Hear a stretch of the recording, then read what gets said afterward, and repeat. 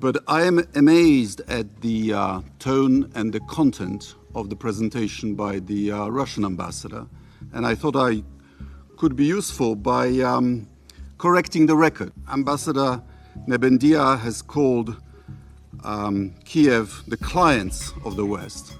Actually, Kiev is fighting to be independent of anybody. He calls them a criminal Kiev regime.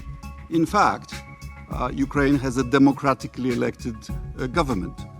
He blamed the war on US neocolonialism.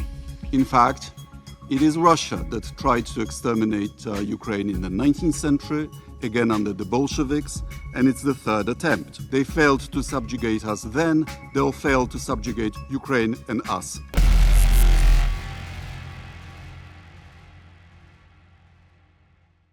Madam President, I associate myself with the words of Minister Kuleba of Ukraine and my colleagues from the European Union. But I am amazed at the tone and the content of the presentation by the Russian ambassador, and I thought I could be useful by correcting the record. Ambassador Nebendia has called Kiev the clients of the West. Actually, Kiev is fighting to be independent of anybody. He calls them a criminal Kiev regime. In fact, Ukraine has a democratically elected government. He calls them Nazis. Well, the president is Jewish, the defense minister is Muslim, and they have no political prisoners.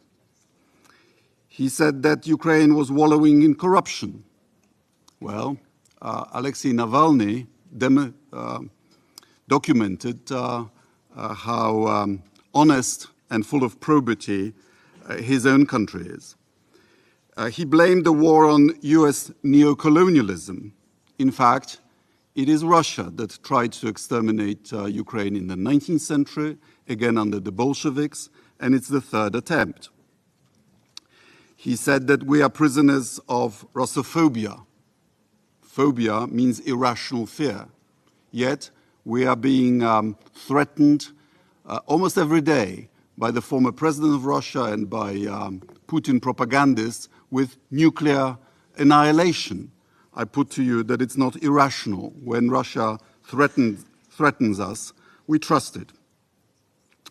He said that we are denying Russia's security interests. Not true. We've only started rearming ourselves when Russia started invading her neighbors.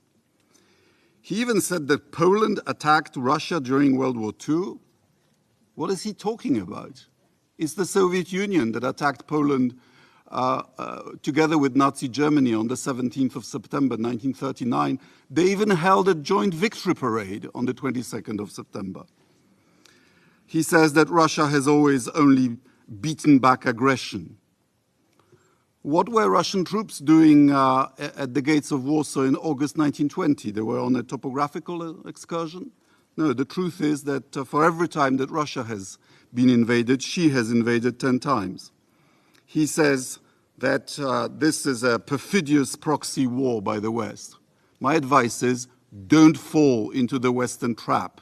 Withdraw your troops to the international border and avoid this Western plot. He also says that there was an illegal coup in Ukraine, in Kiev in 2014. Well, I was there. There was no coup.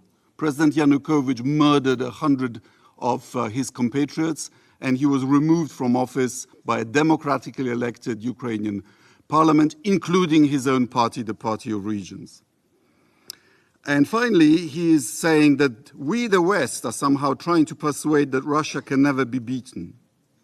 Well, Russia didn't win the Crimean War, it didn't win the Russo-Japanese War, it didn't win World War I, it didn't win the Battle of Warsaw, it didn't win in Afghanistan, and it didn't win the Cold War. But there is good news. After each failure, there were reforms. Such demagoguery is unworthy of a member on a permanent basis of the Security Council. But what the ambassador has achieved is to remind us why we resisted Soviet domination and what Ukraine is resisting now. They failed to subjugate us then. They'll fail to subjugate Ukraine and us now. Thank you very much.